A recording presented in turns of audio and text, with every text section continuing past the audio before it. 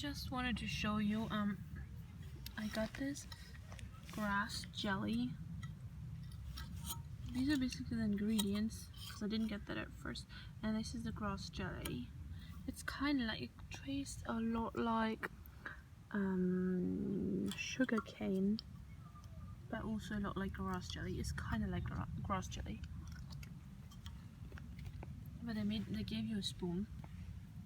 But I got this falooda drink with basil seeds and vanilla, and I love the vanilla. It's so creamy. Even though it got like 2 E numbers, which isn't good, but this stuff always does anyway. This is a different shop. But I'm putting the grass jelly in there. I have 2 of the vanilla drinks, so just make it small so it kind of goes through. And yeah.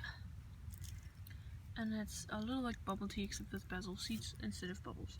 And then I also got this amazing looking delicious tiger roll cake. Why isn't it focusing? Yup. Looks so yummy. Can't wait. I just want to show you that. Because sometimes there are like foods out there you'd never think about. So you kind of never eat them.